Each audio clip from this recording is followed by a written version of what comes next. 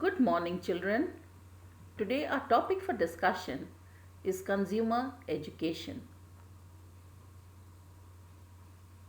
Our Indian market is a seller's market, and it is very easy to dupe the innocent consumers. As India is a very big country where majority of consumers are poor and helpless, the consumer is not well informed of his rights. A consumer is exposed to several difficulties like physical environment and exploitation due to unfair trade practices. Now, who is a consumer? A consumer is a person who has indicated his or her willingness to obtain goods and or services from a supplier with the intention of paying for them. What do you understand by goods? Goods are products that we buy to fulfill our needs. For example, food, clothing, fuel, paper, electronic items, etc. Now, what do you understand by services? Services are the facilities offered to us by various agencies with or without payment. These include water, electricity, health and sanitation, education, transport, communication, etc. Now, this chapter deals with consumer education. What is consumer education? Consumer education means to educate the consumer as to what, how much, where, when, and how to buy and how to use what they have bought. We come to the objectives of consumer education. What are the objectives? First is to understand how the economy functions. What is the economic condition of our country? To understand how to make wise purchase in the market. That means to know what is a want or what is a need. To learn how to guard against sale tactics, advertising, dishonest selling products. To become aware of consumer rights and responsibilities.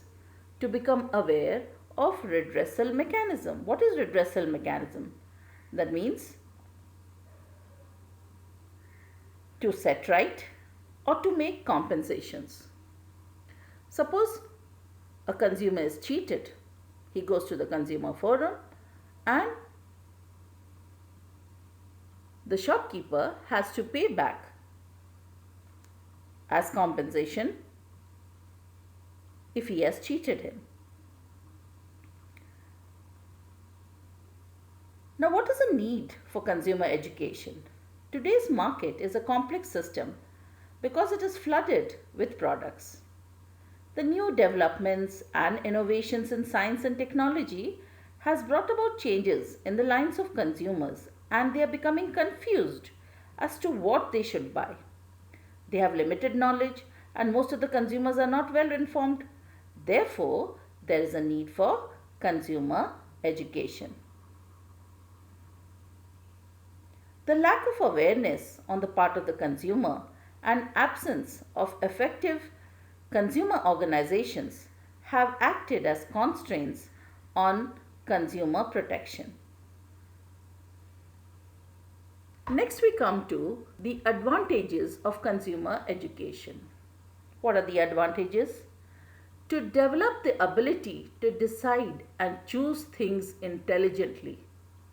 We should know that I want this, so I'm not going to buy. But if it is a need, there's an urgent need of that particular item, I should buy it. To always demand safe, reliable, and good quality products at a reasonable price. To make the consumer alert, well informed, and vigilant against corrupt practices in the market. To take suitable action when faced with a problem. That means to go to a consumer forum.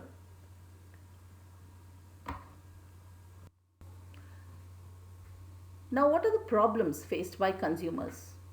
First, adulteration and poor quality products, defective weights and measures, hoarding and black marketing, unfair trade practices, misleading advertisements, price variation while purchasing, poor consumer information, lack of standardized products. First, we'll deal with adulteration and poor quality. Adulteration means adding something inferior to the product being sold, thereby lowering its quality. Adulteration is usually intentional, but it can also occur because of the poor method of production or inappropriate storage of finished products. That means it might be unintentional. Now, we've seen that mustard oil is adulterated with rapeseed oil and argemone seeds. Papaya seeds are added to black pepper because they look the same. To petrol, kerosene is added. Ghee and butter are mixed with vanaspati oil. Then food is adulterated with harmful colors, stale ingredients, poor quality cooking oil. Milk is adulterated with water and urea. So these are the different forms of adulteration. Next we come to defective weights and measures. Use of false weights and measures is another practice which some traders adopt while selling the goods. We all know that vegetables, cereals, sugar, etc. are sold by kg. That means the measure is kg. Textile fabrics, suit pieces are sold in meters. But false weights or false measuring tapes or sticks which have false markings are used for the purpose and buyers are cheated. Sometimes packed goods and sealed containers contain fewer quantities than what is stated on the label or packet. Sweets are often weighed along with the cardboard box, which may weigh up to 50 to 100 grams. False meters showing zero reading at petrol pump, in auto rickshaws and taxis are used for the purpose of earning profit and buyers are cheated. The third point is hoarding and black marketing. What is hoarding? When any essential commodity is not made available in the open market and stocks are intentionally held back by dealers, it is known as hoarding. That means an artificial scarcity is created to push up the prices. Now, what is black marketing? Black marketing is the illegal business of buying or selling hoarded goods secretly at a higher price. The fourth point is unfair trade practices. Use of brand names, labels and packaging similar to good quality products for low quality products are the unfair trade practices. Now, there are many offers in the market today to attract consumers to buy certain products which are not genuine. For example, offering gifts having no additional value or coupons to collect a gift on the next purchase of some product. These are practices aimed at alluring consumers to buy a product. Dealers also announce contests or lottery among buyers of a product without the intention of awarding any prize. The fifth point is misleading advertisements. Misleading advertisement is yet another practice by which consumers are cheated. Such advertisements, they falsely represent a product or service to be of superior quality, grade or standard, or falsely assert the need for or usefulness of a product. For example, Fair and Lovely for men. They advertise that if you apply this within a few weeks or a month, you'll become fairer. If you apply a particular oil, your hair grows longer, healthier. But these are illusions. The sixth point is price variation while purchasing. While purchasing certain products, we notice that the price of the same product is different in different shops within the same market. What are the reasons for these price variation? At times what happens, better quality products, they cost more than the lower quality ones.